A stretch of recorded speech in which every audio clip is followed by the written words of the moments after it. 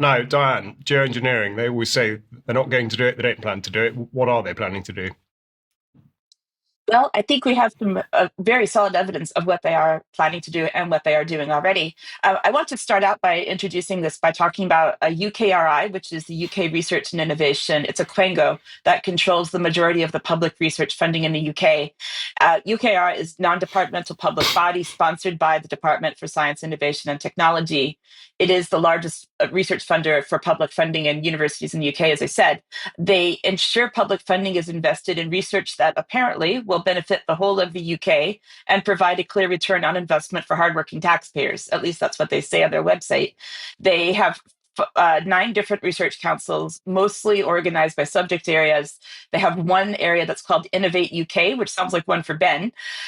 Some of their recent funding, and it's a lot of money, but some of the biggest projects in recent years has been, for example, the AstraZeneca COVID jabs, clear energy projects, AI development, and a lot of woke projects as well. So, for example, one called The Europe That Gay Porn Built, 1945 to 2000, that was awarded to Birmingham City University for almost £850,000. On the 4th of April, there was a press release coming out that said that £13.9 billion of research and development funding had been unveiled to boost innovation and jobs and growth. And 8.8 billion of this was going to go to UKRI for distribution to these 9 councils. The Science and Technology Secretary, Peter Kyle, was quoted in this press release, and he said, quote, R&D, research and development, is essential to fulfilling this government's plan for change, whether in improving lives across the UK and beyond through new life-saving drugs, helping us build a cleaner future, or in exploring beyond our planet to unlock new discoveries that keep us healthy, safe, and prosperous, and much more besides. But actually, if you look at the real numbers, the government has cut the funding for UKRI in the new budget allocation with £300 million less than in the last budget. And considering inflation, that's actually a significant amount. So that makes it interesting that the government announced back in February that Professor Sir Ian Chapman had been appointed the next CEO of UKRI with a renewed focus on economic growth. Lord Valence, the science minister, said that Sir Ian, the new CEO's leadership experience, scientific expertise, and academic achievements make him an exceptionally strong candidate to lead UKRI in pursuing ambitious, curiosity-driven research, as well as innovations that will unlock new benefits for the UK's people and drive our plan for change. We also thank Dame Ottoline Leyser, I hope I'm saying that correctly, ahead of her stepping down this summer, recognizing her pivotal work in guiding UKRI through challenging times, notably during the COVID pandemic and through the UK's return to participation in Horizon Europe. So Horizon Europe is a European-wide public research funding scheme that we had been taken out of for a few years because of Brexit. Dame Leyser, as we can see here on the slide, is predictably a World Economic Forum contributor, and her most popular piece for the WEF is called What Should Motivate Scientific Research? Going back to 12th of March 2025 on UK Column News, Charles presented a really interesting segment called The Net Zero Scam Now Involves Planetary Solvency and Geoengineering. It started looking into the Center for Climate Repair at the University of Cambridge, and I had a feeling that this would be a good start to help look at what actually gets funded by UKRI. And of course, geoengineering is a topic of great interest to our viewers. So as I said, there are 9 research councils within UKRI. One of them is called the Natural Environment Research Council, or I'll call it NERC. It funds a lot of climate change research at universities. It announced last year that it would be funding for £10.5 million from 2025 to 2030, a project called Modeling Environmental Responses to Solar Radiation Management, or SRM. So that means blocking out the sun to keep the temperature down, like we need at lower temperatures here in the UK. These specific points under the funding would include climate impacts of stratospheric aerosol intervention, which is spraying the skies, I guess you could say that, climate effects of marine cloud brightening, using natural analogs and mining of existing data to understand SRM and the climate impacts of other novel or lesser studied SRM techniques. So essentially, they are going to measure the cooling potential of these different options so that we have a better idea of which, if any, should be explored further. They said that they would only be doing modeling and not actually applying techniques with this funding. So, talking to Professor Shaun Fitzgerald, who is the director of the Center for Climate Repair at the University of Cambridge, I really like this quote. If those of us who actually know what decarbonization might imply, he actually said in relation to this funded project, I'll be so happy if we've decarbonized so quickly that we don't need to apply this research. So the Center for Climate Repair is one of the major recipients of this 10.5 million pounds of funding. So it's worth noting as well to go back into looking at the history of where this all came from. There are some government statements that we can see. Links will be in the show notes. Under the coalition government a few years ago, there was a policy paper published stating the government's view on greenhouse gas removal technologies, which is really what they're saying this all does, and solar radiation management. It said, quote, greenhouse gas removal and solar radiation management are terms describing a range of technologies that aim to counteract human-caused climate change by deliberate large-scale intervention in the Earth's natural systems. They are sometimes referred to as geoengineering or climate engineering.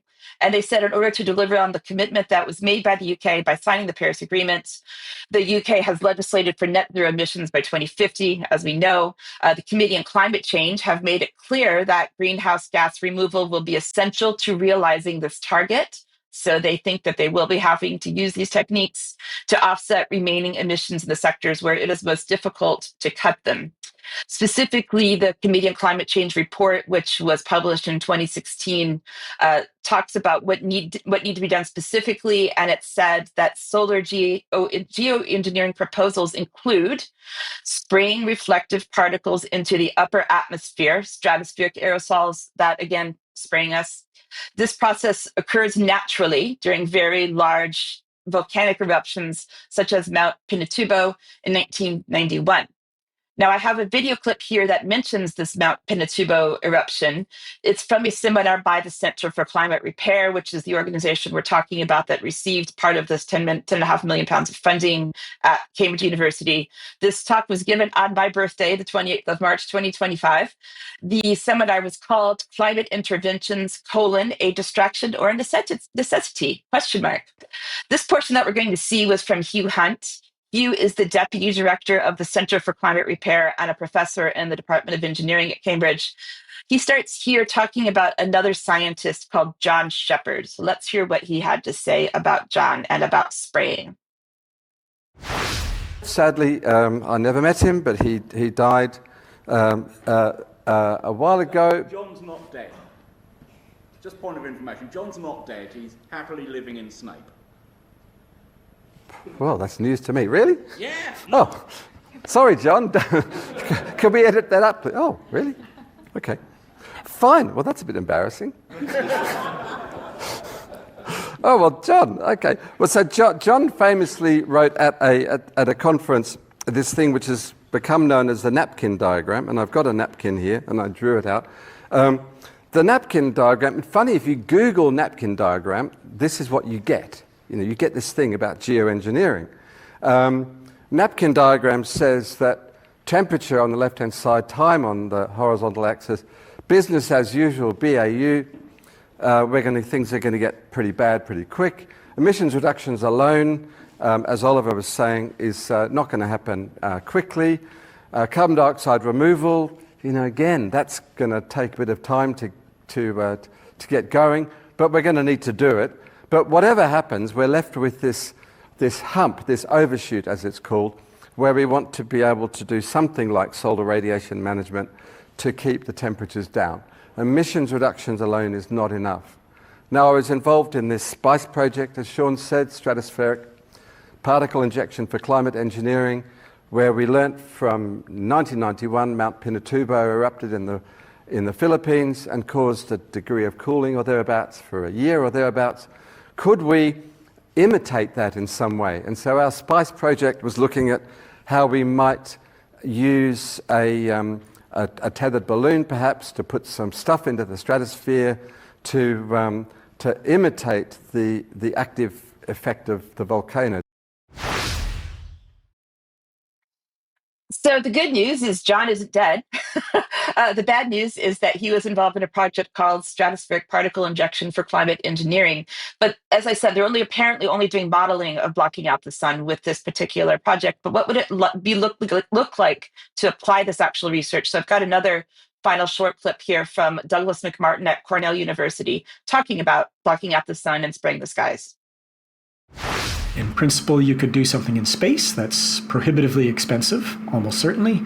Marine cloud brightening is the next most frequently discussed idea. The picture here is of ship tracks off of Europe's Atlantic coast. So that's formed by the pollution from a ship interacting with water vapor in the atmosphere to form a cloud. And you could, in principle, do that by spraying salt water into the clouds as well. This is less well understood. It's actually one of the biggest uncertainties in climate science is how clouds and aerosols interact. Stratospheric aerosols spread globally, so it's inherently a global solution. Marine cloud brightening is a little different in that you could do it in a much more targeted regime. That doesn't mean the effects would stay in a specific local area, but they could certainly be focused there. And in fact, Australia is looking at this right now for cooling the Great Barrier Reef. There's a third idea, which is cirrus cloud thinning. That's not actually reflecting sunlight, but avoiding trapping more heat. Cirrus clouds actually trap heat, so they warm the planet. And if you could thin them, that would allow more heat to escape. That's currently very uncertain, but it has similar governance issues. I don't think we need to say just look up to see that they're spraying the skies, because we actually don't have evidence that whatever we see above us is actual spraying the skies, but we can see that there are plans for this. And in case of interest, the Center for Climate Repair is having a big conference on the 26th to the 28th of June this year called Arctic Repair 2025. The main topics will be who decides, ethics, governance, and public perceptions above the clouds, stratospheric aerosol injection, so there it is, the way ahead, the future of Arctic repair, bright ideas, marine cloud brightening, and other interventions. So I'm wondering what those other interventions will be. I don't know, Charles. Maybe I should go to the conference and find out. Do you think they would let me in? Diane, that sounds a very good idea, and that will be a fine note to finish the news on today. We have run out of time, but it does seem an awful lot of time, effort, and money to throw at something that the government insists it's not going to do. But we will have this and plenty besides to talk about in Extra. So if you are a member, please do stay on to join us for Extra. Also, if you are able, please tune into the interview with Sam Bailey tomorrow at 1:00, because that really will be a great insight into an extraordinary situation. And otherwise, it just remains for me to thank Ben. Thank you very much indeed for joining me in the studio, Diane and Alex by video link, and you will all remain on the line for Extra. So please join us again. And otherwise, we will see you for the news on Wednesday. Thanks very much indeed. Bye-bye.